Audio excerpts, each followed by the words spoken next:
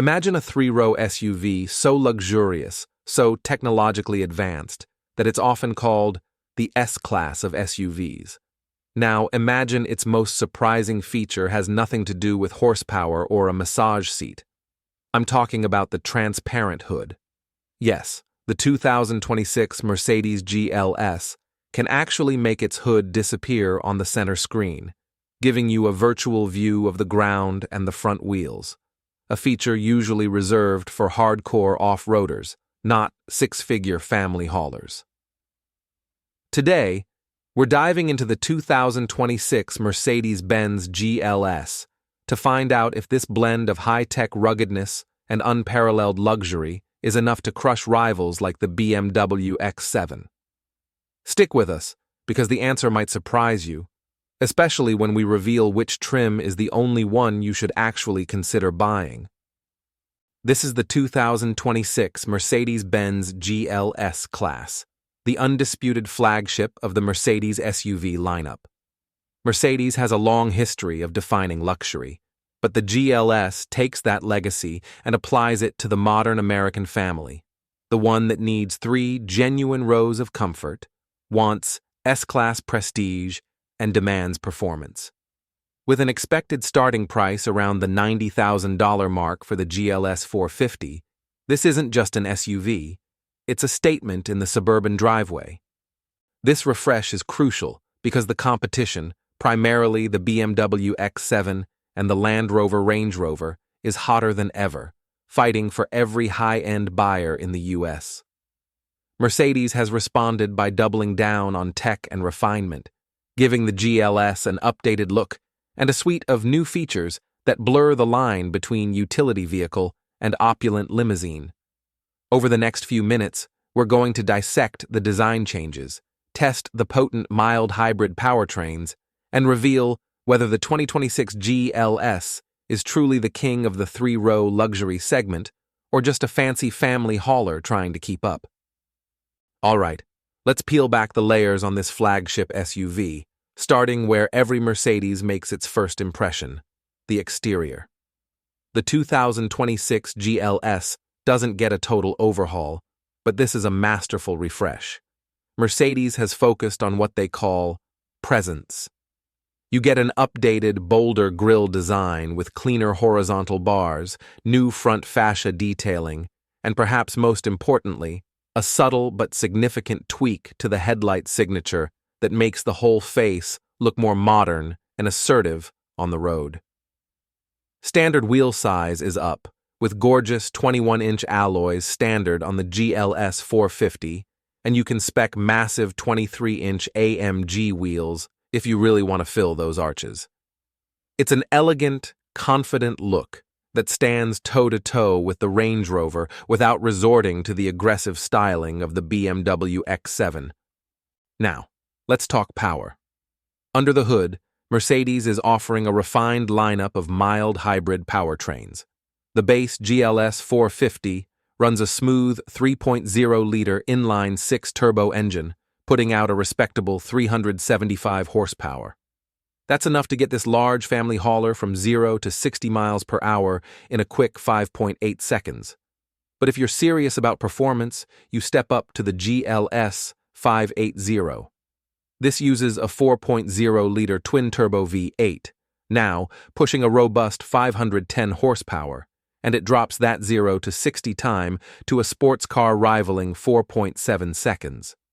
Every version uses the 9-speed automatic and 4 MATIC all-wheel drive, ensuring power is put down smoothly and intelligently in all conditions.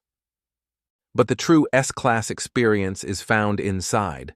Step into the cabin and you are greeted by an interior that is truly a sanctuary. The materials are simply fantastic, from the buttery soft Nappa leather, standard on the 580, to the gorgeous new wood trim options. The biggest change is in the technology. While it maintains the dual 12.3-inch screens, Mercedes has listened to user feedback. There are rumors this refresh includes a move back to a few more physical controls for core functions, meaning less diving into menus just to adjust the climate. a huge win for driver safety and sanity on long trips.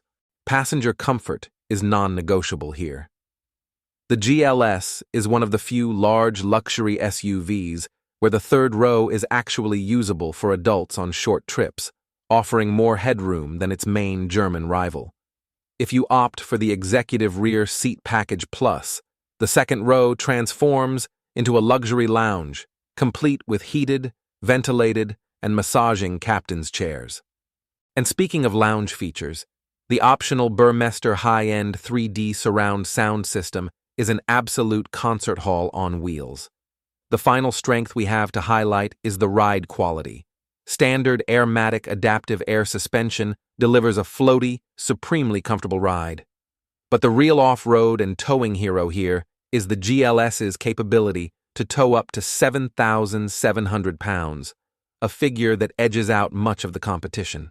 So, the GLS looks great, drives fast, and is packed with business-class features, but is it worth the six-figure price tag for the V8 model? And despite all this luxury, there's one area where the GLS still disappoints its owners. We're going to reveal that key drawback and give you our recommendation on the best trim in the next section, so don't click away. It's time for the ultimate test. Does the GLS drive like a massive three-row bus or like the S-Class sedan it takes its name from? Out on the highway, the answer is immediately clear. Satisfaction. That standard AIRMATIC suspension and the silent authority of the 510 horsepower V8 in the GLS 580 deliver a driving experience that is impossibly smooth. It simply glides over road imperfections. While the BMW X7 tries to trick you into thinking you're in a sports sedan, the GLS makes no pretense. It's about effortless, whisper-quiet luxury. This is the pinnacle of composure in the segment, easily exceeding expectations for ride comfort.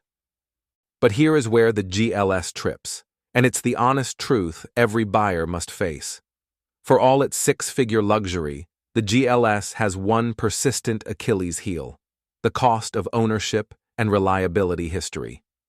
While the initial quality of this new refresh is superb, long-term owner forms consistently flag the air suspension and the hyper-complex electronics as potential time bombs for out-of-warranty repairs.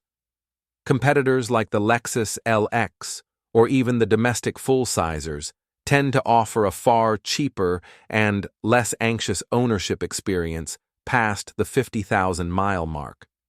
This creates the turning point.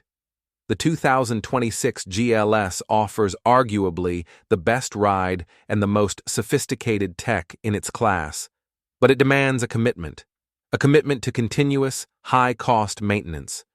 So, you have a vehicle that feels untouchable on the road today, but carries a heavy cost for that perfection tomorrow. Is that jaw-dropping comfort worth the inevitable four-figure service bills? We've put the GLS through its paces, and now we've uncovered its biggest hidden cost. It's time for the final decision. So we come to the final question. Is the 2026 Mercedes-Benz GLS the ultimate three-row luxury SUV? Our verdict is this: yes, but only if you buy the right one and accept the cost. The pros are best-in-class comfort, truly usable third-row space, a majestic road presence, and an interior that is simply untouchable by most rivals. The cons are the higher long-term cost of ownership, lower than average cargo capacity for the segment, and a handling dynamic that prioritizes comfort over the sportier feel of the BMW X7. Buying advice: you don't need the V8.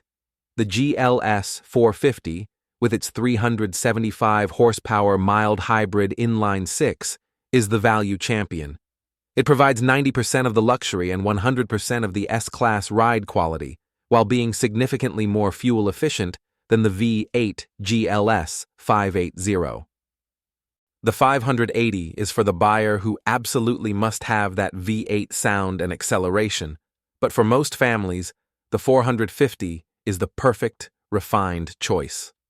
the GLS remains the benchmark for pure, unadulterated luxury and comfort in this segment, cementing its place as the definitive S-class of SUVs for the U.S. market. Mercedes continues to show rivals that space and prestige can coexist seamlessly. Now, we want to hear from you. Given the choice between the plush ride of the GLS and the sportier handling of the BMW X7, which one wins your driveway? Drop your thoughts in the comments below. If you appreciated this deep dive, please hit the like button and be sure to subscribe to join our community for the latest luxury car reviews. We'll see you in the next one.